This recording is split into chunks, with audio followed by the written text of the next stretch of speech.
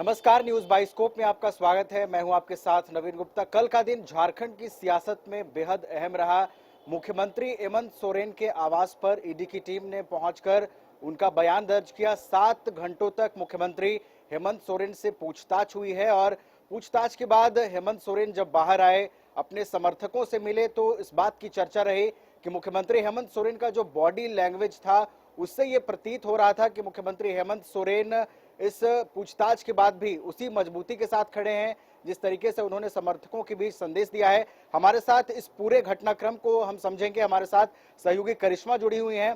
करिश्मा, कल की अगर हम बात करें, कल का दिन झारखंड की सियासत में बेहद अहम था। आप लगातार वहां पर मौजूद थी। शुरू से क्या क्या घटनाक्रम वहां पे रहा?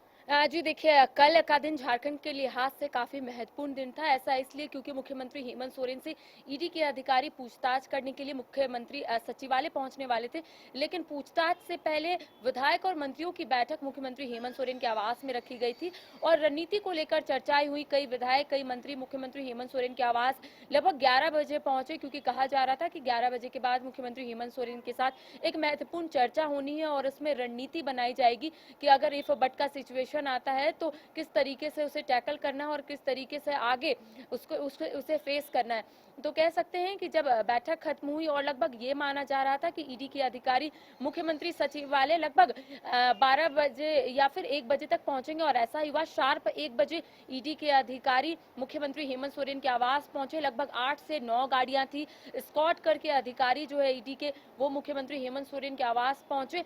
और कह सकते हैं कि जब वो लोग बाहर निकले गाड़ी से तो उनके पास फाइलें थी। तो कह सकते हैं कि कई दस्तावेज लेकर ईडी के अधिकारी जरूर मुख्यमंत्री हेमंत सोरेन के आवास पहुंचे थे और ये माना जा रहा था कि उसी फाइल के आधार पर मुख्यमंत्री हेमंत सोरेन से ईडी के अधिकारी पूछताछ करेंगे जमीन घोटाले मामले से संबंधित। जैसे ही अधिकारी उतरे, अंदर गए, फिर कुछ देर के बाद सवालों का जो सिलसिला है वो शुरू हुआ और बाहर सभी लोग इंतजार कर रहे थे। सभी की निगाहें टिकी हुई थी कि आखिर अंदर क्या हो रहा है, क्या ईडी के अधिकारी मुख्यमंत्री हेमंत सोरेन से सवाल पूछ रहे हैं, आखिर कितने सवाल ईडी के अधिकारी अंदर लेकर गए हैं, कितना लिस्ट बना कर गए हैं, आखिर क्या क्या पूछेंगे। लेकिन उसके बीच में एक गाड़ी आती है। लगभग 1 से 1.5 घंटे के बाद उसके अंदर पूरी फाइल रहती है। एक अधिकारी अंदर बैठे रहते हैं और लगभग 8 से 10 फाइल उनके हाथों में रहती है और वो सीधा सीएम हाउस की ओर बढ़ रहे थे। और लगातार वो तस्वीर हम अपने दर्शकों को दिखा रहे थे कि कई फाइल जो है वो मंगवाई गई है और उसी के आधार पर अब ईडी जो है मुख्यमंत्री हेमंत सोरेन से आगे का सवाल पूछता। इसके बीच में कई तस्वीरें हम अपने दर्शकों को दिखा रहे थे कि झारखंड मुक्ति मोर्चा के कई कार्यकर्ता के साथ साथ कई आदिवासी संगठन मुख्यमंत्री हेमंत सोरेन के आवास के पास पहुंचे हुए थे। हालांकि 500 मीटर तक 144 धारा लागू की गई थी और ऐसे में दोनों साइड से बैरिगेटिंग लगा दी गई थी, क्योंकि कोई भी लोग अगर कांके एरिया गए होंगे, मुख्यमंत्री हेमंत सोरेन के आवास तक पहुंचे होंगे, तो वो देखे होंगे कि वहां पर हमेशा कह सकते हजारों हजार की संख्या में गाड़ियां चलती है, लेकिन एक्टिविटी कल पूरे तरीके से बंद कर दी गई थी। ऐसा इसलिए क्योंकि बैरिगेटिंग लगा दी गई थी और जो भी मुक्ति मोर्चा, झारखंड मुक्ति मोर्चा के कार्यकर्ता थे या फिर आदिवासी संगठन थे, उन्हें बैरिगेटिंग के बाहर रखा गया था। सिर्फ मीडिया कर्मियों को मुख्यमंत्री हेमंत सोरेन के आवास के समक्ष रहने की अनुमति थी। तो कह सकते हैं सभी की निगाहें टिकी हुई थी। जैसे जैसे टाइम पार हो रहा था वैसे वैसे ये खबरें सामने आ रही थी कि जो भी अंदर विधायक और मंत्री है पहले लॉन में बैठे हुए थे, क्योंकि इंतजार कर रहे थे, प्रतीक्षा कर रहे थे कि कब ईडी के अधिकारी सवाल पूछकर बाहर निकलेंगे और वो लोग एक बार फिर से मुख्यमंत्री हेमंत सोरेन से मुलाकात करेंगे, उनसे वार्ता करेंगे कि आखिर सवालों का उन्होंने किस तरीके से जवाब दिया। लगभग 4 बजे ये खबरें सामने आई कि मुख्यमंत्री हेमंत सोरेन सभी सवालों का जवाब दे रहे हैं, यानी कि ईडी के अधिकारियों के सवालों का सहयोग कर रहे हैं। और ये भी माना जा रहा था, ये भी सूत्रों के हवाले से हमें जानकारी मिली थी कि मुख्यमंत्री हेमंत सोरेन 4 बजे तक संतोषजनक जवाब दिए। धीरे धीरे जैसे जैसे समय बीता वैसे वैसे ये पता चला कि मुख्यमंत्री हेमंत सोरेन सभी सवालों का जवाब वहां पर देते हुए नजर आ रहे थे। लेकिन हमारी नजर टिकी हुई थी कि आखिर ईडी के अधिकारी कब निकलेंगे, क्योंकि सूत्रों के हवाले से यही जानकारी सामने आ रही थी कि ईडी के अधिकारियों को जब तक संतोषजनक जवाब नहीं मिलेगा वो लोग मुख्यमंत्री हेमंत सोरेन के आवास से नहीं निकलेंगे। 6 बजे झारखंड मुक्ति मोर्चा के कार्यकर्ताओं ने अलाव की वहां पर व्यवस्था की। उन्हें ऐसा प्रतीत हुआ कि शायद काफी समय लग जाएगा, देर रात भी हो सकती है। ऐसे में जो झारखंड मुक्ति मोर्चा के कार्यकर्ता, कल आपने देखा होगा कि राजधानी रांची में बारिश भी हो रही थी, इस बीच कड़ाके की ठंड थी। अलाव की व्यवस्था खुद झारखंड मुक्ति मोर्चा के कार्यकर्ताओं ने की। सड़क के किनारे वो लोग डटे हुए थे। उनका कहना था कि जब तक मुख्यमंत्री हेमंत सोरेन से पूछताछ नहीं होगी, मुख्यमंत्री हेमंत सोरेन हमारे बीच आकर संबोधित नहीं करेंगे, वो लोग वहां से नहीं हटेंगे। लेकिन लगभग 8:24 में मुख्यमंत्री हेमंत सोरेन के आवास का जो मेन गेट है वो खुलता है। सभी की निगाहें टिकी हुई रहती है कि आखिर क्या होगा। उससे पहले स्क्वाड की गाड़ियां जो है मुख्यमंत्री हेमंत सोरेन के आवास के बाहर लग जाती है और इससे सबको पता चल गया था कि अब ईडी के अधिकारी जो है वो बाहर आएंगे। लगभग 2 मिनट लगा ईडी के अधिकारी बाहर आए। उस वक्त 8:26 हो रहा था। ईडी के अधिकारी बाहर आते हैं, गाड़ी में बैठते हैं और वहां से निकल जाते हैं। लेकिन जब सभी जो मीडिया कर्मी है वो ये बोलते हुए नजर आ रहे थे या फिर हम सभी लोग ये बोलते हुए नजर आ रहे थे कि अब ईडी के अधिकारी जो है जोनल ऑफिस के लिए रवाना हुए, लेकिन आगे बैरिकेडिंग लगा दी गई थी। मैंने आपको कहा कि वहां से ईडी के जो अधिकारी है यू टर्न लिए और उसके बाद जोनल ऑफिस के लिए रवाना हो गए। अब तक यही मालूम हो रहा था कि मुख्यमंत्री हेमंत सोरेन बिल्कुल करिश्मा, एक और चीज है कि 1 बजे के करीब पूछताछ शुरू हुई थी मुख्यमंत्री हेमंत सोरेन से और इस पूरे पूछताछ के दौरान इफ एंड बट की चर्चा राज्य में होती रही। तमाम जो सियासत है वो भी देखने को मिली, बयानबाजी का दौर देखने को मिला और इफ एंड बट की जो चर्चा हो रही थी उससे पहले मुख्यमंत्री आवास पर एक बैठक आयोजित की गई थी।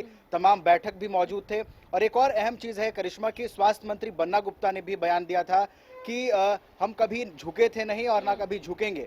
और जब मुख्यमंत्री हेमंत सोरेन बाहर आते हैं, समर्थकों से जब वो बातचीत करते हैं तो एक बात गौर करने वाली है कि वो बोलते हैं कि झारखंडी कभी झुका नहीं है और अगर झारखंड की लड़ाई के लिए हमें आगे आना पड़े तो सबसे पहले गोली मैं खाऊंगा। ये बात मुख्यमंत्री हेमंत सोरेन ने कही है। इसका मैसेज क्या है करिश्मा? जी देखिए, मैंने आपको कहा कि जब ईडी के अधिकारी जोनल ऑफिस के लिए रवाना हुए सभी की निगाहें टिकी हुई थी क्योंकि कार्यकर्ता लगातार हो हल्ला कर रहे थे, नारेबाजी कर रहे थे और उनका कहना था कि वो सिर्फ एक झलक मुख्यमंत्री हेमंत सोरेन का देखना चाहते हैं कि मुख्यमंत्री हेमंत सोरेन सुरक्षित है, परेशान तो नहीं है। लेकिन जैसे ही तमाम लोगों से हम बातचीत कर रहे थे उधर से देखते हैं कि मुख्यमंत्री हेमंत सोरेन मेन गेट से यानी कि अपने आवास से निकलते हैं और सीधा कार्यकर्ताओं की ओर रवाना होते हैं, यानी कि उनकी ओर बढ़ते हैं ताकि उन लोगों के बीच जाकर वो सभा को संबोधित करे और जो भी मन में बात है वो उनके समक्ष रखे। आपने सही कहा कि मुख्यमंत्री हेमंत सोरेन जब सभा को संबोधित कर रहे थे पहले तो उन्होंने तमाम कार्यकर्ताओं को धन्यवाद दिया। उनका कहना है कि आपके सपोर्ट से आज मैं खड़ा हूं, मैं बिल्कुल परेशान नहीं हूं, झारखंडी हूं और ऐसे में मैं झुकूंगा नहीं बल्कि लड़ूंगा। इसके साथ ही मुख्यमंत्री हेमंत सोरेन ने कहा कि अगर कोई भी सिचुएशन आता है तो सबसे पहले गोली मैं खाऊंगा, आप लोग मुझे बस सपोर्ट कीजिए, मैं इसी तरीके से आगे बढ़ूंगा। मुख्यमंत्री हेमंत सोरेन ने कई बातों का जिक्र किया। इसके साथ ही उनका कहना है कि ईडी उन्हें परेशान करे या फिर और अन्य जो जांच एजेंसी है उनकी ओर से उन्हें परेशान किया जाए, लेकिन वो डरेंगे नहीं बल्कि सामना करेंगे। साथ ही साथ उन्होंने संघर्ष का जिक्र किया है कि झारखंड राज्य का गठन हुआ है 2000 में और उस वक्त जो संघर्ष लोगों ने देखा, आंदोलनकारियों का उन्होंने जिक्र किया कि झारखंड राज्य को जब अलग राज्य करना था तो उस समय संघर्ष काफी देखने को मिला था। शिबू सोरेन का उन्होंने नाम लिया अपने पिताजी का। तो कह सकते हैं मुख्यमंत्री हेमंत सोरेन काफी कॉन्फिडेंटली तरीके से लोगों के सामने आए, अपनी बातों को रखे और सिर्फ एक बार सभा को संबोधित नहीं किए। नवीन, आपको याद होगा कि पहले वो चौक में जाकर जो आगे चौक है शाहदेव चौक, वहां पर वो पहले पहुंचे और चौक के ऊपर यानी कि एक चबूतरा बना हुआ था वहां पर वो खड़े हुए सभा को संबोधित किए। उसके बाद वहां से रवाना हुए। उसके बाद फिर जो दूसरा गेट है सीएम हाउस का वहां पर पहुंचे, फिर सभा को संबोधित किया और वो बोले कि आप लोग परेशान मत होइए, मैं सामना कर रहा हूं, बस आप लोग मुझे सपोर्ट कीजिए। तो कह सकते हैं मुख्यमंत्री हेमंत सोरेन पूरी बातों को मीडिया के समक्ष भी रखे, पूरी बातों को जनता के समक्ष भी रखे और कहीं ना कहीं जो कार्यकर्ता लंबे समय से इंतजार कर रहे थे, सुबह से वहीं पर पड़े हुए थे और ये कह रहे थे कि 1 महीना भी क्यों ना ईडी के अधिकारी अंदर है, हम लोग यहीं पर रहेंगे। तो कहीं ना कहीं मुख्यमंत्री हेमंत सोरेन को ऐसा लगा कि वो कार्यकर्ताओं के बीच अपनी बातों को रखे जो कार्यकर्ता लंबे समय से इंतजार कर रहे। तो कह सकते हैं कि कल का जो माहौल था वो काफी अलग था, हलचल काफी देखने को मिल रही थी और ऐसे में कई अनुमान लगाए जा रहे थे, कई कयास लगाए जा रहे थे कि ऐसा हो रहा होगा, वैसा हो रहा होगा।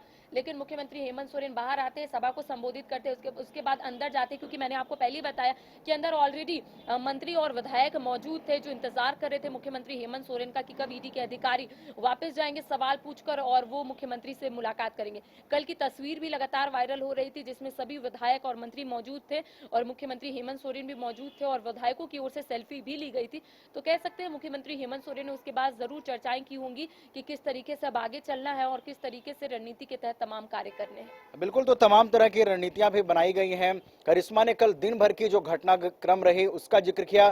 तो सबसे अहम बात यह है कि अब 7 घंटे की पूछताछ ईडी ने मुख्यमंत्री हेमंत सोरेन से की है। 8वें समन के बाद ये पूछताछ हुई है और आपको बता दें कि अब ये जो समन पे समन का सिलसिला था वो अब खत्म हुआ है। मुख्यमंत्री हेमंत सोरेन का जो बयान है वो ईडी की ओर से दर्ज किया गया है। 7 घंटे की पूछताछ हुई है और माना यह भी जा रहा है कि मुख्यमंत्री हेमंत सोरेन ने ईडी के सवालों का जवाब भी दिया है, ईडी को संतुष्ट भी किया है। बहरहाल अब देखने वाली बात यह होगी कि ईडी के अधिकारी अब क्या कुछ सामने लेकर आते हैं, क्या कुछ अब ईडी का स्टैंड होता है। इस पूछताछ के बाद ईडी की ओर से क्या कुछ सामने निकल कर के आता है। जैसे ही कोई अपडेट सामने निकल करके आएगा हम आपके साथ फिर जुड़ेंगे और आपको जरूर बताएंगे। फिलहाल हमारे साथ इतना ही, हमें दीजिए इजाजत। आप देखते रहिए न्यूज़ बाइस्कोप।